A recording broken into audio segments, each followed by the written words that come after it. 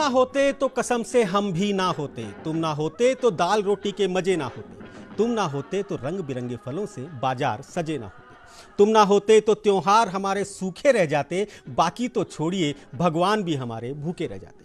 Thank you किसान, तुम ना होते तो कसम से हम भी ना होते। नमस्कार, खम्मा गणी, राम राम सा। स्वागत है आप सभी का इस कार्यक्रम में जो कि समर्पित है अन्नदाताओं को, भूमिपुत्रों को, उन मेहनत कश महामानवों को जिन्हें सौभाग्य प्राप्त हुआ है इस धरती माँ की सेवा करने का। जी हाँ, जय जय किसान के मंच पर हम हर बार कुछ इस प्रकार के किसानों को लेकर आते हैं जिनको देखकर आप प्रेरणा पा सकते हैं, जिन्हें देखकर आप मोटिवेट हो सकते हैं, जिन्हें देखकर आप प्रोत्साहित हो सकते हैं। आज के हमारे इस कार्यक्रम में भी हमने एक ऐसे ही किसान को बुलाया है, उनसे मिलवाएंगे, परंतु उससे पहले देखिए एक छोटी सी रिपोर्ट। आमतौर पर लोगों का मानना है कि युवा अपने खेतों से विमुख हो रहे हैं और चमक दमक वाले इंजीनियरिंग, मेडिकल और मैनेजमेंट जैसे फील्ड्स की ओर आकर्षित हो रहे हैं, परंतु ये पूरी तरह सच नहीं है। इस देश के कुछ युवा ऐसे भी हैं जो अपनी जड़ों को पहचान कर उनकी तरफ वापस लौट रहे हैं। ऐसे ही एक युवा आज आपसे संवाद के लिए जय जय किसान के मंच पर मध्य प्रदेश के सागर जिले से आए हैं। युवा किसान आकाश चौरसिया चाहते तो डॉक्टर बन सकते थे, परंतु उनके खेत और खेत की माटी उन्हें किसी और कार्य के लिए पुकार रही थी। आकाश असल में डॉक्टर ही बनना चाहते थे, परंतु जब इन्हें पता चला कि असल में रसायनों के अंधाधुंध प्रयोग के कारण ही लोग बीमार होते हैं, तो वो जुट गए जैविक खेती में। वो जुट गए अपनी मिट्टी को रसायन से मुक्त बनाने में। जिन खेतों में एक फसल का निकलना मुश्किल था, उन्हीं खेतों को प्रयोगशाला बनाकर उन्होंने बहुस्तरीय खेती करके एक साथ 5 फसलें उगा डाली। कई राष्ट्रीय पुरस्कारों से सम्मानित आकाश चौरसिया अब युवाओं को इन्हीं खेतों में बुलाकर खेती की नई तकनीकों के बारे में सिखाते हैं। आज जय जय किसान पर खेतों के युवा वैज्ञानिक आपके साथ हैं। इनसे सीधा संवाद करने के लिए आप स्क्रीन पे दिए गए नंबरों पर डायल करके अपने कृषि संबंधी शंकाओं का समाधान प्राप्त कर सकते हैं।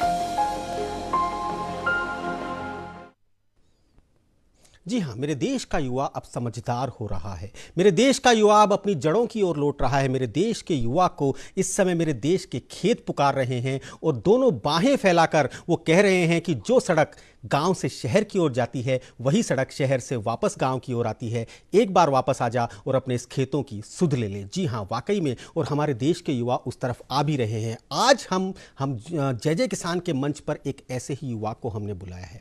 जी हाँ, आकाश चौरसिया, जो कि सागर मध्य प्रदेश से हमारे बीच हैं। सबसे पहले तो आकाश जी, आपका हमारे इस मंच पर बहुत बहुत स्वागत, बहुत बहुत अभिनंदन। जी धन्यवाद आपका, आपके चैनल का, और राम राम पूरे देश के किसानों के लिए। जी हाँ आकाश जी, सीधे सीधे आपके पास हम आते हैं। सीधे सीधे हम आपसे यही सवाल करते हैं कि जिस समय पर आप किसी दूसरी फील्ड में जा सकते थे, आप पढ़ाई कर रहे थे कि आप चाहते थे कि आप डॉक्टर बने, उस समय पर आप में अचानक हृदय परिवर्तन होता है और वापस आप अपने खेतों की ओर लौट जाते हैं। कैसे, कब हुआ, क्यों हुआ ये वाकया? देखिए, मैं मेडिकल की पढ़ाई करके डॉक्टर बनना चाहता था और उसके पीछे का मकसद ये था कि मुझे लोगों की सेहत ठीक करनी है। जी।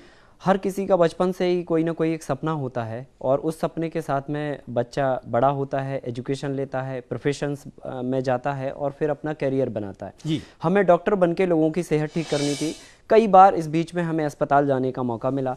लगातार अस्पतालों में मरीजों की संख्या को बढ़ता हुआ देखकर और उनमें बिगड़ते हालातों को देखकर, और मैंने देखा कि लगातार डॉक्टरों की संख्या भी बढ़ती चली जा रही है और लगातार अस्पतालों की भी संख्या बढ़ती चली जा रही है और उसके साथ साथ लगातार बीमारियों की भी संख्या बढ़ती चली जा रही है।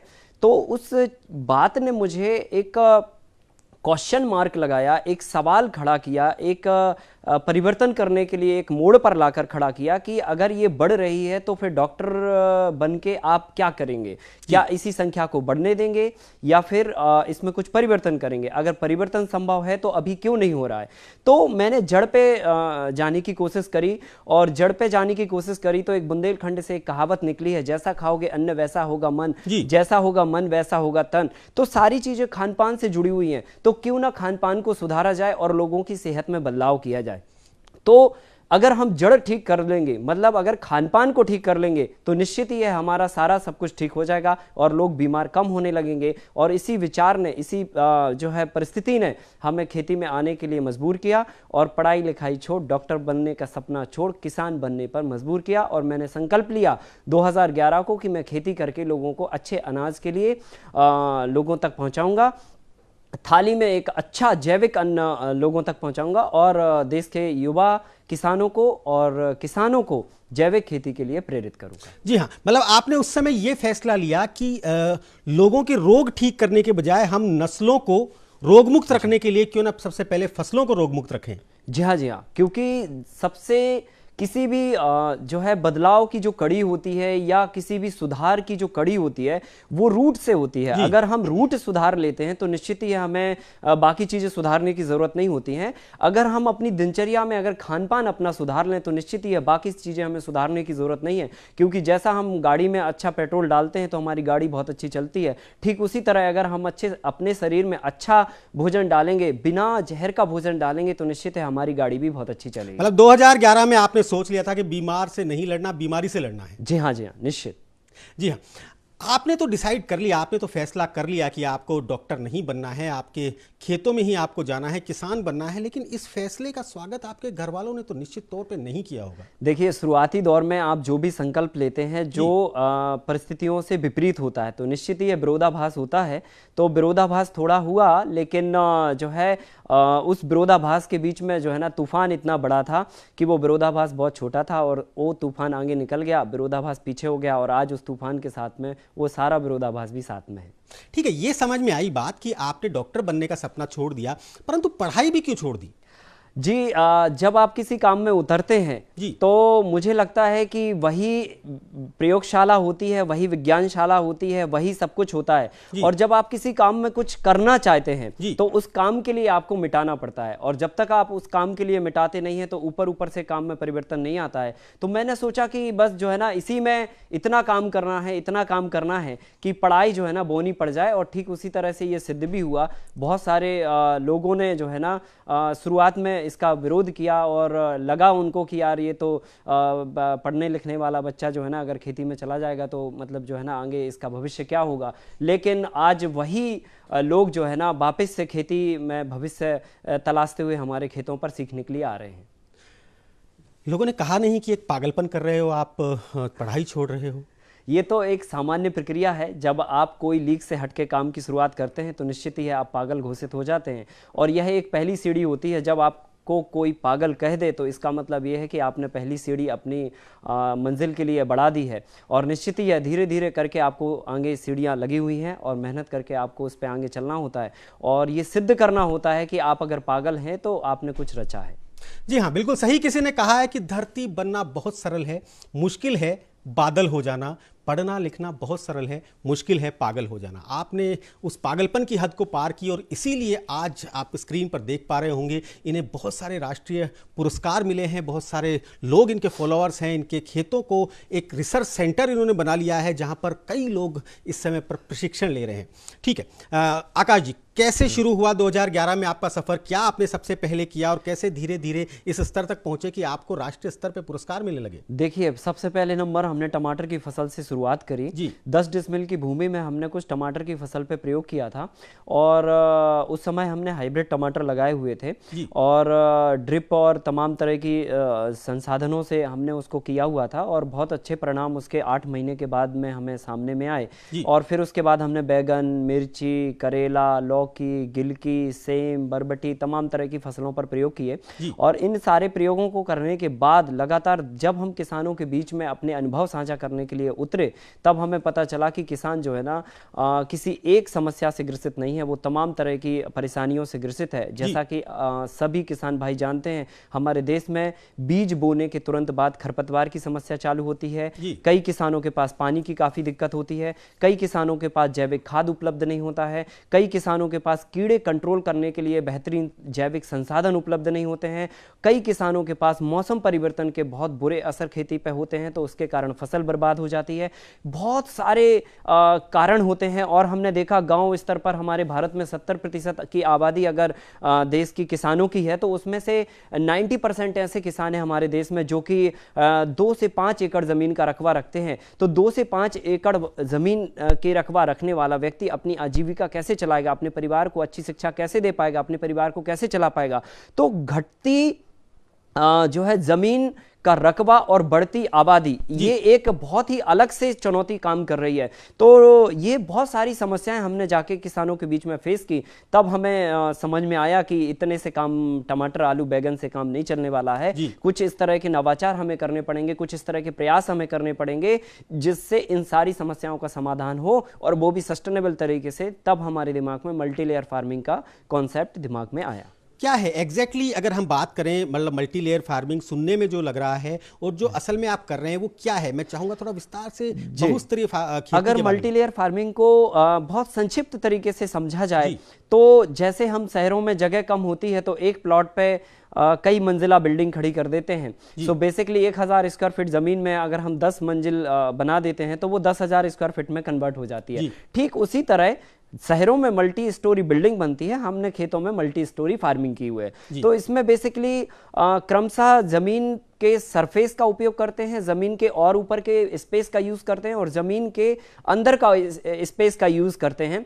तो बेसिकली सबसे पहले नंबर अगर हम फसलों के ब्यौरे की बात करें कि कहाँ कौन सी फसल लगती है और किस तरह से ये होता है, तो उसके लिए हम एक ढांचा क्रिएट करते हैं, क्योंकि ढांचा क्रिएट करना बहुत जरूरी होता है। इस तरह समझते हैं, उदाहरण के साथ समझते जाएं, समझाते जाएं कि सबसे नीचे हमने क्या लगाया, उसके बाद हमने क्या लगाया, तो शायद दर्शकों के लिए समझने में थोड़ा सा और आसान हो जाएगा। हाँ, तो सबसे पहले नंबर हम क्या करते हैं, जमीन के अंदर अदरक या हल्दी जैसे कंद वाली फसलों को हम लगाते हैं। फिर उसके सरफेस पर जब हम जमीन के अंदर अदरक या हल्दी लगाते हैं तो 2 इंच की गहराई पे और 6 इंच की दूरी पे लगाते हैं। उसको जब हम जमीन से मिट्टी से ढक देते हैं तो जमीन का सरफेस खाली पड़ा होता है जिसपे घास और खरपतवार उगती है, और उसके उगने के जस्ट हमने पहले जैसे ही हमने अदरक और हल्दी लगाया और उसके तुरंत बाद हम कोई भी लीफी वेजिटेबल्स डाल देते हैं, जैसे चौलाई, मेथी, पालक, धनिया, राजगीर, तमाम तरह की जो पत्ती वाली सब्जी होती हैं वो डाल देते हैं। तो ये 15 से 20 दिन के अंदर जमीन के सरफेस को ढक देती हैं। जब जमीन के सरफेस को इन्होंने ढक दिया पूरी तरह से, तो हमें ये 2 लेयर हो गई, पहले जो नीचे जमीन कंद वाली जो हो गई, उसके बाद लीफी वेजिटेबल हो गई, लीफी वेजिटेबल्स हो गई, 2 लेयर्स हो गई, 2 लेयर हो गई। फिर इसके ऊपर हम एक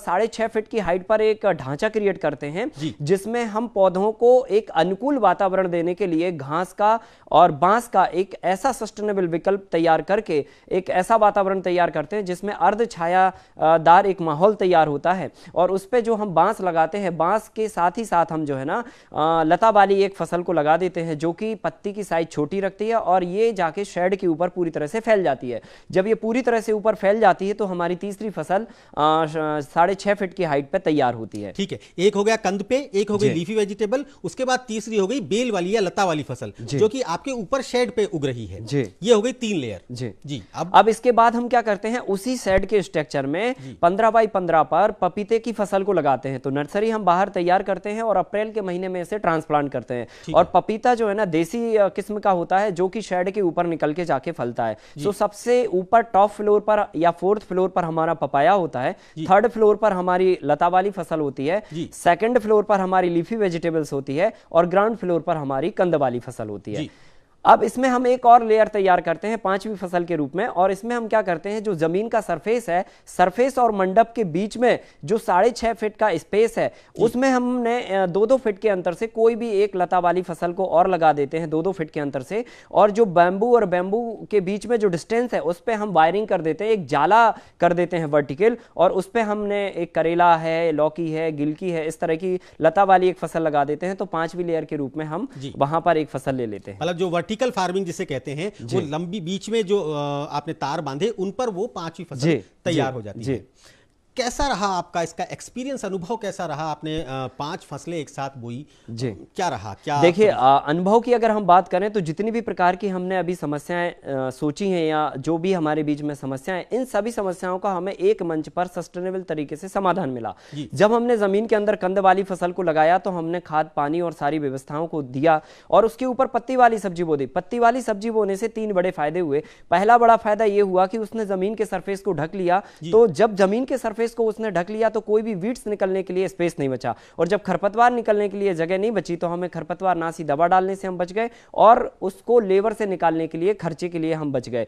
दूसरा बड़ा फायदा यह हुआ कि जब हम खेतों में पानी देते हैं तो सारे किसान भाई जानते हैं कि पानी का वाष्पीकरण होता है धूप और हवा पड़ने से, और जब हम मंडप लगाते हैं तो 50% हम धूप को रोक लेते हैं, और जब पत्ती वाली सब्जी जमीन पर बोते हैं तो लगभग 90 to 95% धूप जमीन पर पड़ने से रुक जाती है, और जब इतनी धूप रुक जाएगी तो समझ लो 70 से 80% पानी का वाष्पीकरण रुक जाता है। तो दूसरा जब बड़ा फायदा जो होता है वो पानी का वाष्पीकरण रोकने से होता है। अगर हम इस बात को कहें तो हमने 70 से 80% पानी की बचत कर ली, मतलब कुल 20 से 30% पानी में 5 फसलें उगा ली। अगर हम इस बात को और गहराई से समझें तो एक फसल को उगाने के लिए कुल 5 से 6 लीटर पानी की आवश्यकता हुई, या 5 से 6% पानी की हमें आवश्यकता हुई, तो हमने पानी की बचत कर ली। तीसरा बड़ा फायदा ये होता है, हमारे देश के किसान जो सब्जी उगाते हैं निदाई गुड़ाई करते हैं, हर 20 दिन में उन्हें फावड़ा या खुरपी लेके मिट्टी को गोड़ना होता है। कारण ये क्योंकि जैसा जीवन में हमें भोजन और हवा और पानी की आवश्यकता होती है, ठीक उसी तरह पौधों को भी भोजन पानी और हवा की आवश्यकता होती है।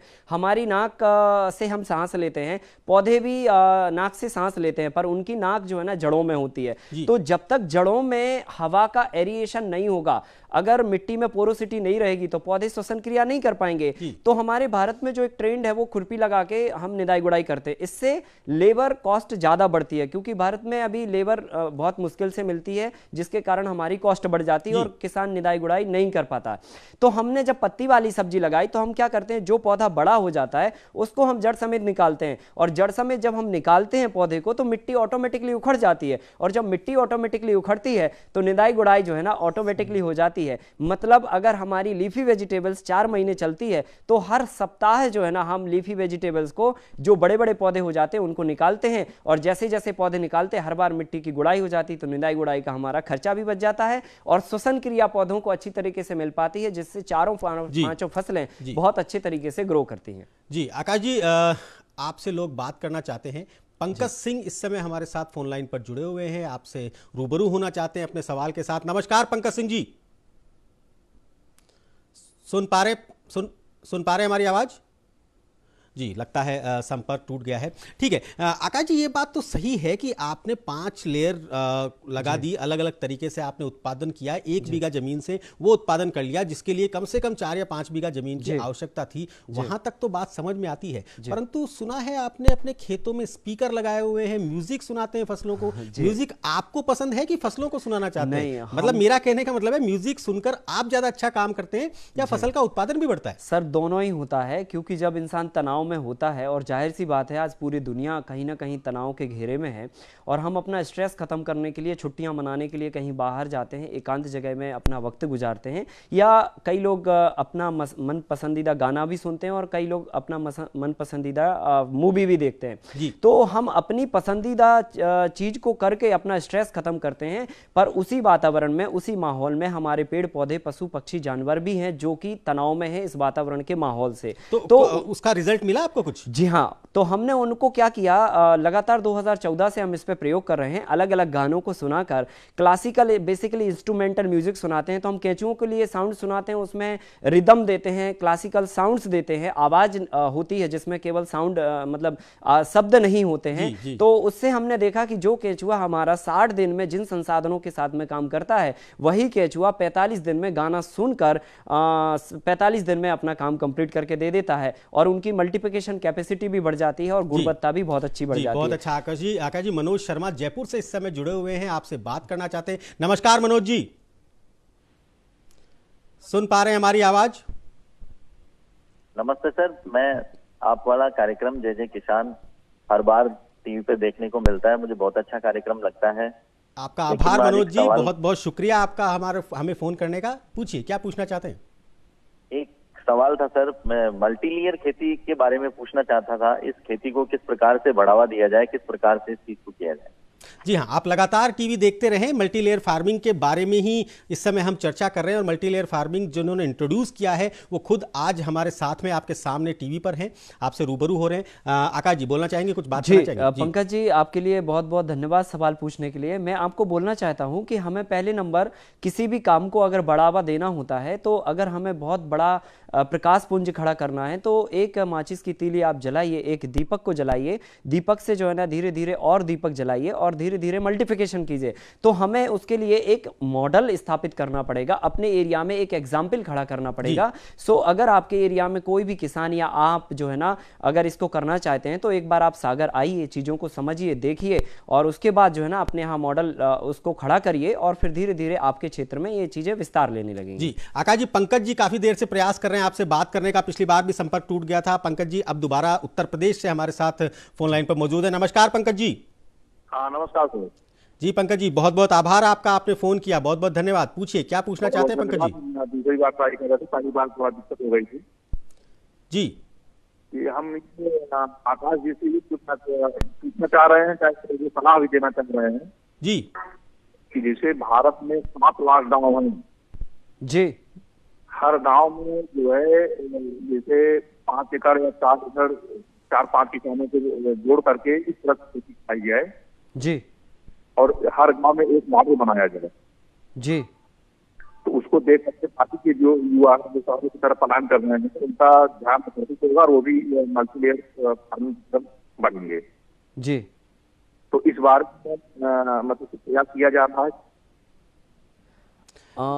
देखिए, इस पे हम लोगों को मिलकर सामूहिक रूप से प्रयास करना पड़ेगा और इसमें अगर हम अपने लेवल की बात करें तो मैं किसान हूँ, खेती भी करता हूँ, लोगों को सिखाता भी हूँ और अपने सागर में जो है ना हमने बहुत सारे देश के नौजवान किसानों को बहुत थोड़ी थोड़ी संख्या में जो है ना उनको अपना जो मॉडल है उनको प्रैक्टिकली जो है ना एजुकेट किया है, दिखाया है, समझाया है और प्रैक्टिकली उसका स्किल डेवलप किया है। और उसके माध्यम से निश्चित ही है बहुत सारे नौजवान जो लॉकडाउन की स्थिति में बेरोजगार हुए, जिनके पास कोई रोजगार नहीं बचा और उनके पास थोड़ी बहुत गांव में अगर ज़मीन है तो वो जाके वापस जो है इस मॉडल को करके स्वयं का खुद का रोजगार भी स्थापित कर रहे हैं, बल्कि आसपास पड़ोस के 2-4 और लोगों को भी रोजगार देने का वहां पर प्रयास कर रहे हैं। जी आपसे प्रशिक्षण के बारे में पूरी लंबी बात होगी, उससे पहले किशोर हमारे साथ जुड़े हुए हैं, जयपुर से ही हैं। जी किशोर नमस्कार। नमस्कार। पूछिए क्या पूछना चाहते हैं किशोर? सर मेरे पास क्या है, मेरे तो नौकरी करता था, मेरे पास 15 बीघा पक्की जमीन है जयपुर जिले में। जी तालाब के किनारे हैं। जी मुझे खेती के मामले में कोई नॉलेज नहीं है। जी मेरा पारिवारिक परिपेश भी खेती का नहीं है। अब मैं चाहता हूं कि मैं रिटायर हो गया, मेरे खेत को संभालूं, तालाब के किनारे मेरी जमीन है, चौरस है, किससे सलाह लूं मैं इस बारे में?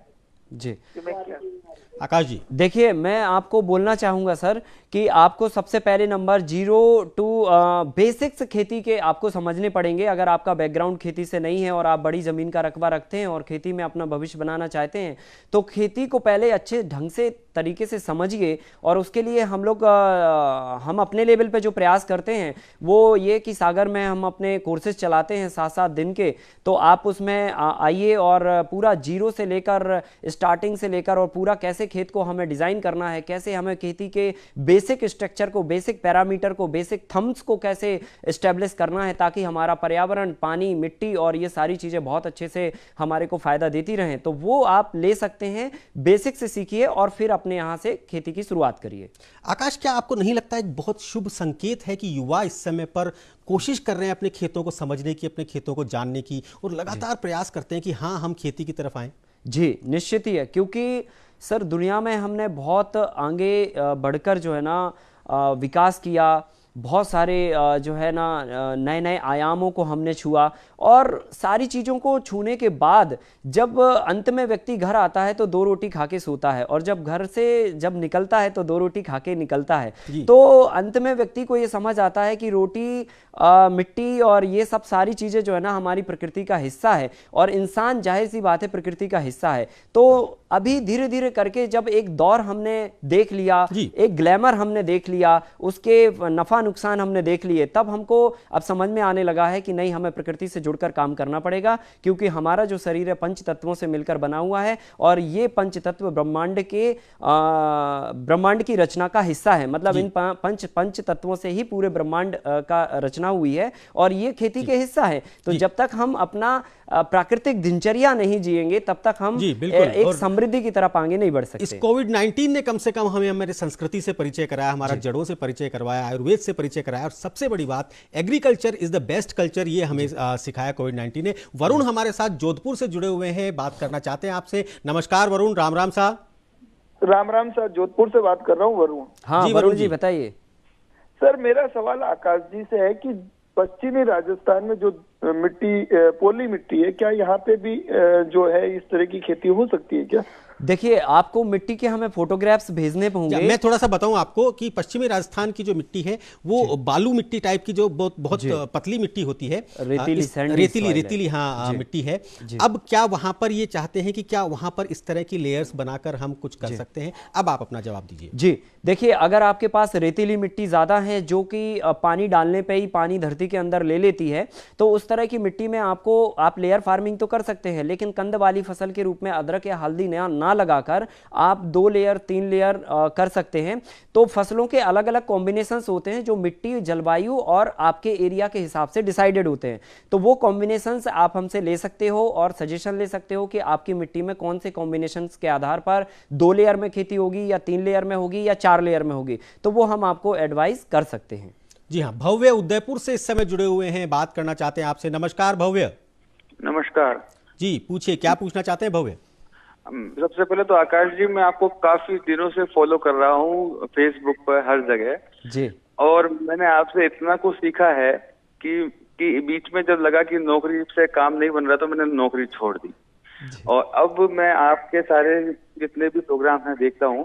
अब मैं ये जानना चाहता हूँ, मैं उदयपुर से बोल रहा हूँ, मेरे पास जमीन नहीं है, मैं खातेदार नहीं हूँ, तो मैं किसी लीज एग्रीमेंट पे जमीन को लेके मल्टी लेयर खेती करना शुरू करूँ और मेरे को उस खेती से रिटर्न कब तक मिलना शुरू हो जाएगा ताकि मैं आगे लीज एग्रीमेंट बढ़ा सकूं और उसी हिसाब से काम कर सकूं? जी बहुत अच्छा। आकाश, इनके सवाल का जवाब दें उससे पहले एक और सवाल साथ में ले लेते, दोनों का आप एक साथ जवाब दीजिएगा। सीताराम है मध्य प्रदेश से। नमस्कार सीताराम जी।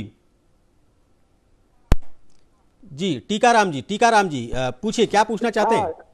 टीकाराम जी, हाँ ठीक है, एक ही बात है जी। नमस्कार। हाँ मैं ये पूछ रहा हूँ कि ये नंबर चैनल का है कि चौरसिया का है?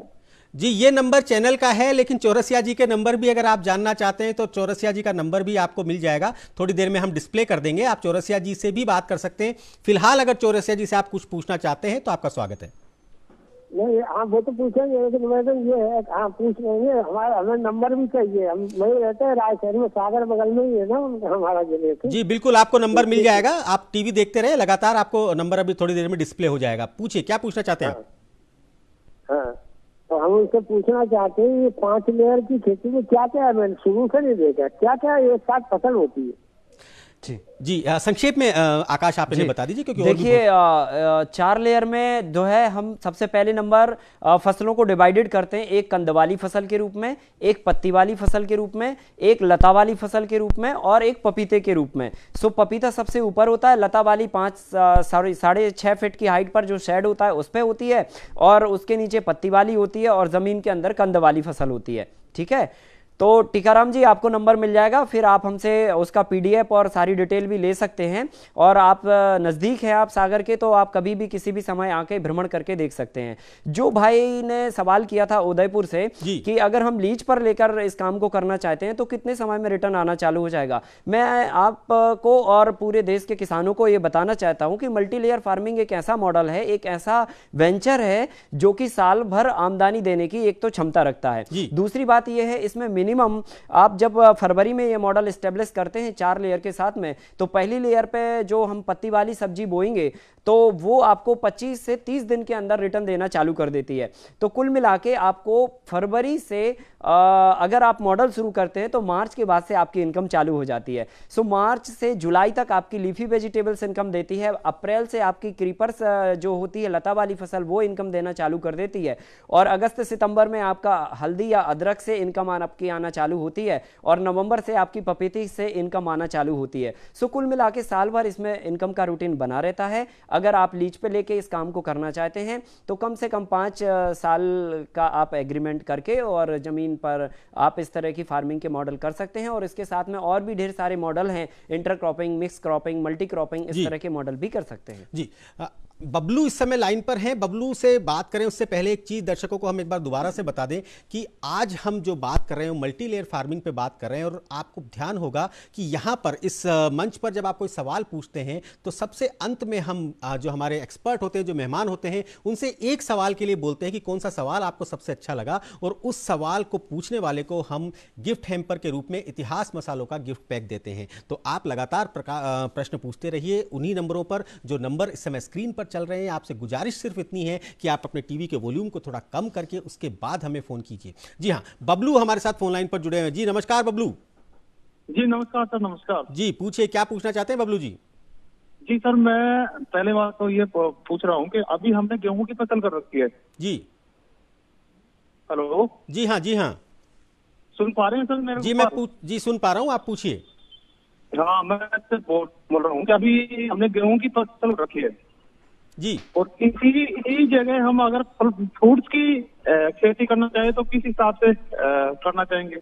जी हाँ, सिंपल सी बात है कि गेहूं और अनाजों की फसल के बीच में क्या इस प्रकार की चीजें कर सकते हैं, वो असल में पूछना चाह रहे हैं। जी, इसमें देखिए आप अगर गेहूं की फसल अभी बो दिए हैं तो देखिए अभी बोने के बाद तो अभी आप उसमें कुछ परिवर्तन नहीं कर पाएंगे, लेकिन गेहूं के साथ में आप इंटरक्रॉपिंग और मिक्स क्रॉपिंग फसल कर प्रणाली अपना कर और फसलों के अलग अलग मॉडल को अपना सकते हैं। मतलब बहुत सारे कॉम्बिनेशंस होते हैं फसल प्रणाली में। आप मिक्स क्रॉपिंग और इंटर क्रॉपिंग में गेहूं की फसल के साथ में अन्य फसलों को बोकर कर सकते हैं। और अगर आप लेयर फार्मिंग करना चाहते हैं तो गेहूं की फसल कटने के बाद आप अप्रैल से भी इस मॉडल को शुरू कर सकते हैं, परंतु उसमें फिर आप 2 या 3 फसलों के साथ में काम करेंगे, 4 फसलें नहीं कर पाएंगे।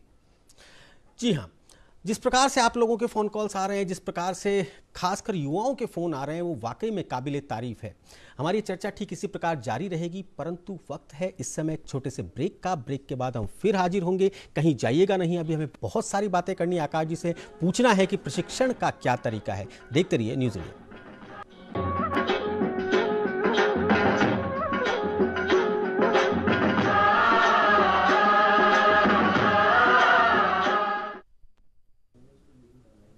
स्वागत है आप सभी का एक बार फिर से हमारे इस खास कार्यक्रम जय जय किसान में, जिसमें आज हम बात कर रहे हैं आकाश चौरसिया से। जी, आकाश चौरसिया वो युवा जिसने खेती में तमाम नवाचार कर दिए, जिन्होंने अपने खेतों को प्रयोगशाला बनाकर, रिसर्च सेंटर बनाकर लोगों को बताया कि इस 1 बीघा जमीन से आप 5 फसल कैसे ले सकते हैं। उन्होंने बताया कि जमीन कम हो तो भी आप उत्पादन कैसे बढ़ा सकते हैं। आकाश जी, आपके पास में आपने बताया कि बहुत सारे लोग आते हैं जो कि प्रशिक्षण लेते हैं, प्रशिक्षण लेकर जाकर अपने खेतों में ये प्रयोग करते हैं। क्या तरीका है आपके पास जाने का, किस प्रकार से आप प्रशिक्षण देते हैं?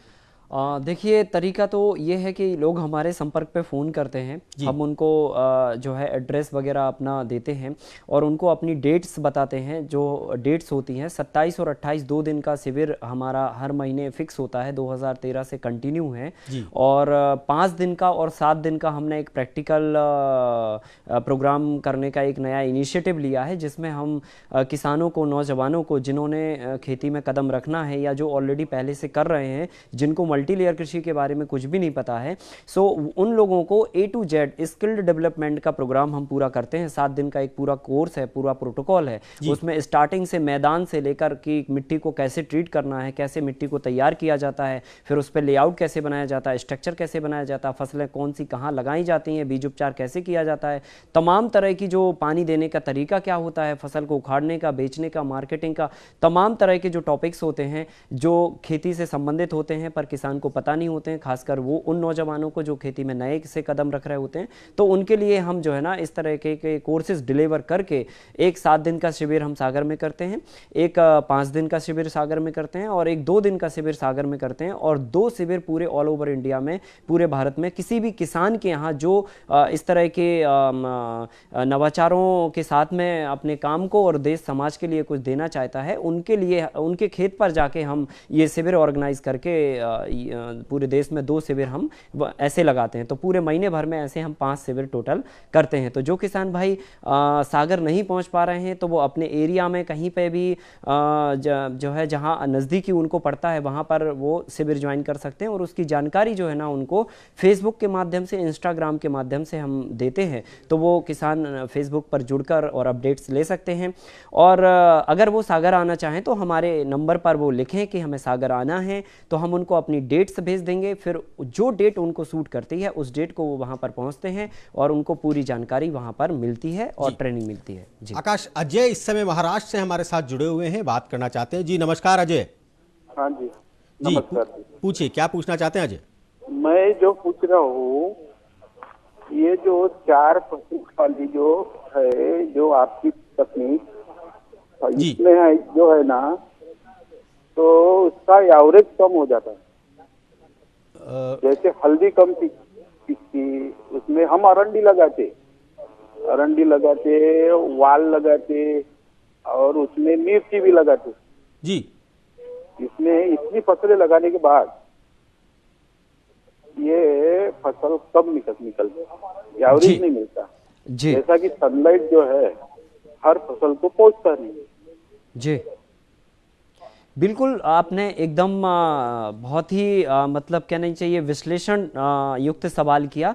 मैं आपको इसका जवाब देना चाहता हूं। टेक्निकली अगर हम प्रकृति को बहुत गंभीरता से समझें तो हमें पेड़ पौधों के रहन सहन, वातावरण, उगने के तरीके और प्रकाश की आवश्यकता, इन सब पर अध्ययन करके हमें कॉम्बिनेशंस को लगाना पड़ेगा। ऐसा नहीं है कि मल्टी लेयर कृषि में हम किसी भी 4 फसलों के साथ में अपनी फसल को उगा लें और हम बेहतर परिणाम ले लें, ऐसा संभव नहीं है। इसके लिए बहुत शोध और अध्ययन का ये विषय है। और इसको अगर हम प्रैक्टिकली अभी 2 मिनट में अगर समझना चाहें तो जंगलों को हम उठा के देख सकते हैं। वहाँ पर आप देखिए कि बड़ी झाड़ होते हैं, उसके नीचे और छोटे पेड़ होते हैं, उसके नीचे और छोटे पेड़ होते हैं, उसके नीचे झाड़ी झंकार होती है और उसके नीचे घास होती है। तो इवन जितनी घास को धूप छाया चाहिए होती है वो संतुलित मात्रा में उस वातावरण में उसको वहाँ पर मिल जाती है। लेकिन हमें इस बात को देख कर सीखने का ये मौका मिलता है कि वहाँ पर सब कुछ उग सकता है, और वहाँ पर अगर सब कुछ उग सकता है उस माहौल में, तो क्या हम कुछ ऐसे पौधों को सिलेक्ट कर सकते हैं सब्जियों में जिनको कम छाया की आवश्यकता है, तो उनको हम उस माहौल में लगाएं जहां पर हमारी कम छाया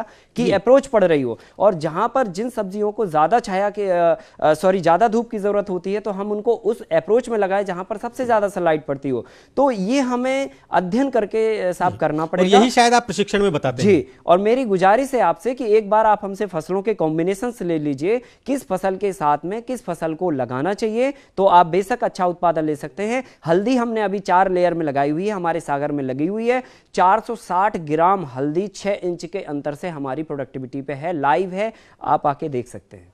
जी, रमेश कुमार सीकर से इस समय हमारे साथ जुड़े हुए हैं। जी नमस्कार रमेश जी। नमस्कार सुनील जी। जी पूछिए, क्या पूछना चाहते हैं रमेश जी? जो सवाल है और मेरा सवाल है कि जे बता रहे हो मल्टी लेयर खेती के बारे में जी, तो इन्हें एक प्रोग्राम तो चलाओ जैविक को, तो इन्हें के जैविक विधि भी कर सकेंगे और कहीं करा फिर जैविक विधि से? जी जी, उनका पूछना यही है कि क्या ये जैविक विधि से भी संभव है, मतलब कि आप ये जैविक विधि से करते हैं? जी देखिए, हम पूर्णतः जैविक ही करते हैं और यह जैविक विधि से बहुत ज़्यादा अच्छे से संभव है, क्योंकि जैसे फिर वो रिपीट करना चाहूँगा कि जंगलों को हम देखते हैं, वहाँ पर कोई रसायन नहीं डालते हैं और हर तरह के पेड़ वहाँ पर बहुत अच्छे से सहजता से उगते हैं। कारण ये क्योंकि अगर आप पेड़ों को समझने जाओगे तो हर पेड़ अपने अवशेष ज़मीन के अंदर छोड़ता है और एक फसल के अवशेष दूसरी फसल के लिए पोषक तत्वों का काम करते हैं। लेकिन अगर हमें यह पता चल जाए कि कौन से फसल के अवशेष किस फसल के पोषक तत्व के रूप में काम करते हैं, तो निश्चित ही हम दोनों फसल एक साथ में लगा देंगे तो दोनों को हमें खाद डालने की आवश्यकता नहीं पड़ेगी। और जब खाद डालने की आवश्यकता नहीं पड़ेगी तो आप बहुत सहजता से जैविक खेती में इस मॉडल को कर पाएंगे। जी हाँ, और आप लोग वैसे भी जानते होंगे कि जय जय किसान के मंच पर केवल जैविक किसान ही आमंत्रित होते हैं। जी हाँ, जो खेती करने वाला इंसान है, जो किसान है, वो किसान तो हो सकता है, परंतु जय जय किसान केवल वही किसान हो सकता है जो कि जैविक खेती करता है। और याद रखिए, जितने भी नवाचार हैं, जितने भी चमत्कार हैं, वो केवल और केवल जैविक विधि के द्वारा ही संभव है।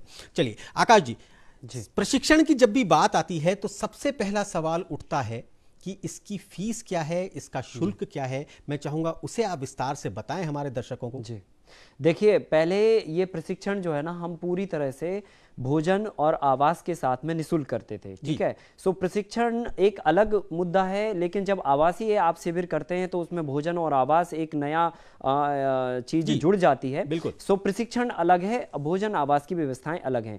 तो प्रशिक्षण हमारा शुरू से ही निःशुल्क है और आज भी निःशुल्क है और आगे भी निःशुल्क रहेगा। ज्ञान का हमें कोई चार्ज नहीं करना है, लेकिन भोजन और आवास की व्यवस्थाएं एक अपना एक खर्चा होती हैं। सो अगर वो किसान वहां अगर आके अपने खुद से ये व्यवस्थाएं उठा लेता है तो हमारा कोई उसका शुल्क नहीं है। लेकिन अगर वो हमारी व्यवस्थाओं में अगर ये चाहता है कि नहीं, हम आपकी व्यवस्थाओं में ये मतलब करना चाहते हैं, तो उसका 800 रुपये प्रतिदिन के हिसाब से हमने एक व्यवस्था रखी है, जिसमें हम उनको जैविक भोजन और एक अच्छे वातावरण में जो है ना ये उपलब्ध करवा देते हैं सुविधाएं। तो वो सुविधाएं लेकर और वो प्रशिक्षण निःशुल्क अपना ले सकता है।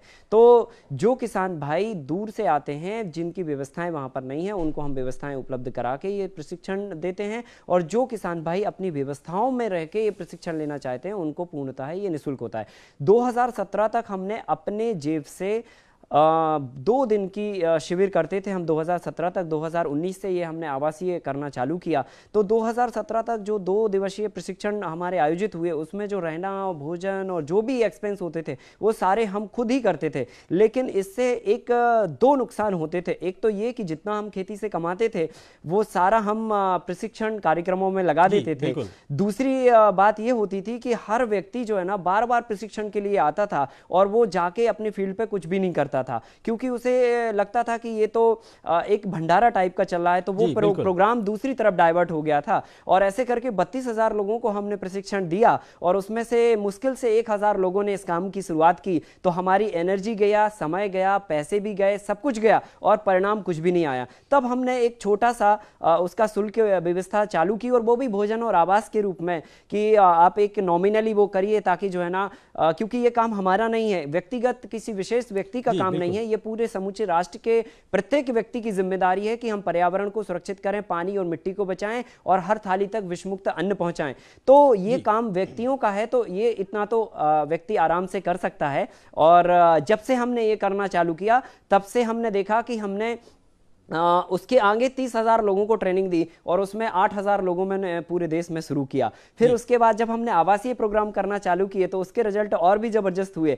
1 साल में 2,500 लोगों को हमने ट्रेनिंग दी और लगभग 18,500-1900 लोगों ने पूरे देश भर में इस काम की शुरुआत की। मतलब 80-85% हमें रिजल्ट मिलना चालू हुए। और जब टोटल भोजन और आवास भी मुफ्त था तो रिजल्ट बिल्कुल सही है। जब आपके 2% थे। शुल्क देकर आप कुछ काम करते हैं तो आपको उसका दर्द होता है, आपको लगता है कि हमारी जेब से पैसा खर्च हुआ है कुछ। और वैसे भी प्रशिक्षण तो बिल्कुल निःशुल्क है। अगर आप अपनी रहने की व्यवस्था खुद करते हैं, खाने की व्यवस्था खुद करते हैं, तो वाकई में जिस प्रकार सागर विशाल है, उसी प्रकार आकाश जी का दिल और ये कार्य भी विशाल है।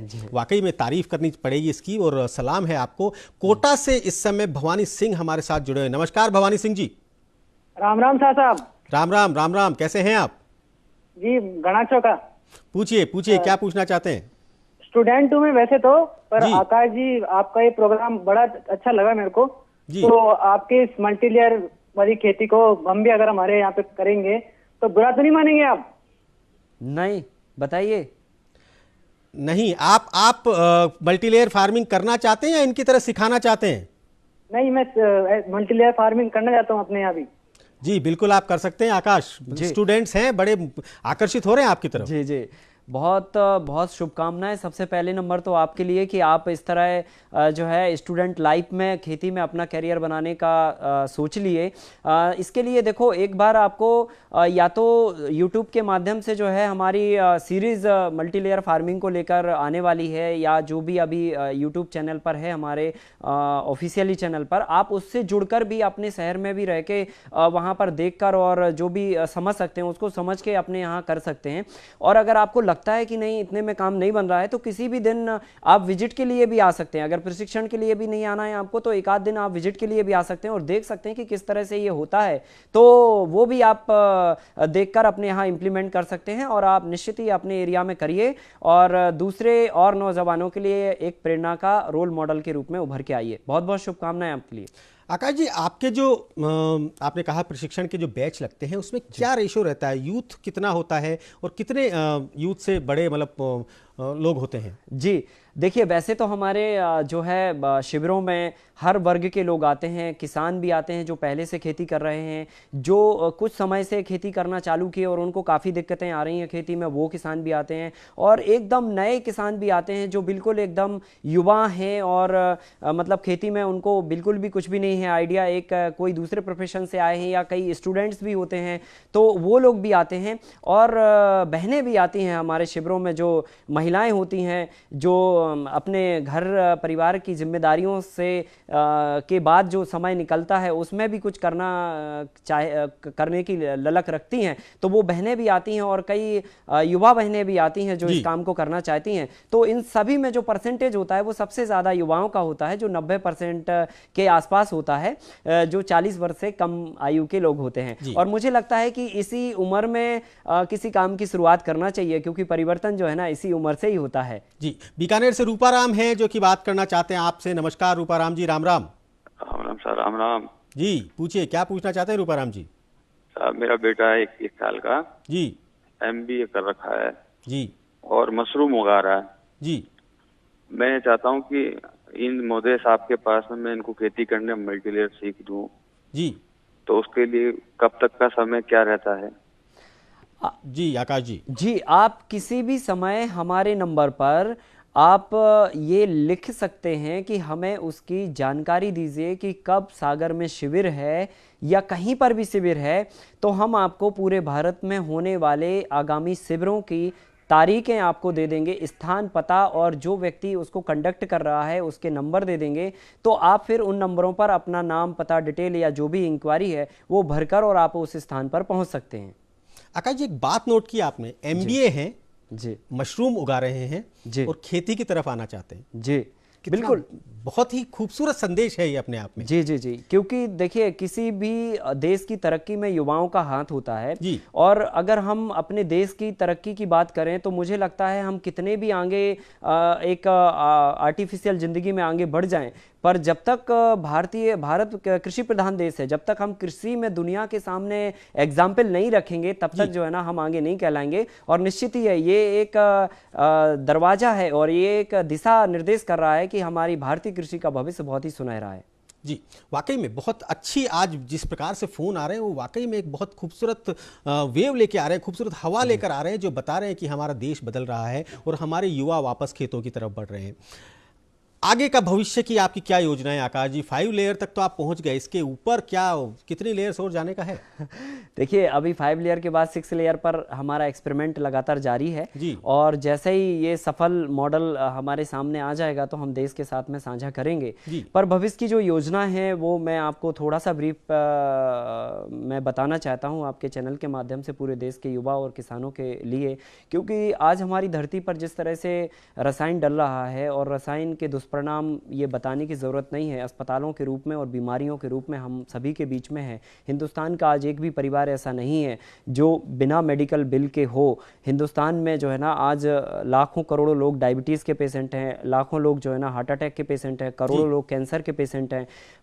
हमारा हिंदुस्तान एक तरह से देखा जाए तो कहीं ना कहीं बीमारी की बहुत गहरी चपेट में है और इस चपेट से हमें धीरे धीरे आहिस्ता आहिस्ता हमें निकलना होगा और इस चपेट से निकलने के लिए हमें युवाओं में जो है ना ऊर्जा लेके आनी पड़ेगी और युवाओं को प्रेरित करना पड़ेगा। और सबसे जो इम्पोर्टेंट बात यह है कि जो पिछले 60 सालों में हमारा कृषि का नॉलेज विलुप्त हुआ है, आधुनिकीकरण के कारण किसान के बच्चे ने किसान परिवार ने अपने बच्चे को जो है ना शहर भेज दिया इसलिए क्योंकि वो बाबू बन जाए, अफसर बन जाए। मतलब किसान ने अपने बच्चे को अपने से दूर रखा जिसके कारण उसका जो कृषि का स्किल्ड था जो ऑटोमेटिकली बच्चों में ट्रांसफर होना चाहिए था वो ट्रांसफर नहीं हुआ। तो आज हमारा पूरा देश का नौजवान खेती करने के लिए तैयार है और वो आने वाले भविष्य की चुनौतियों को फेस करने के लिए भी तैयार है, लेकिन उसके पास स्किल्ड नहीं है। तो उस स्किल्ड को हमें तैयार करना है और पूरे देश में हम इस तरह के युवा किसानों के साथ में सेंटर बनाने की योजना में हैं।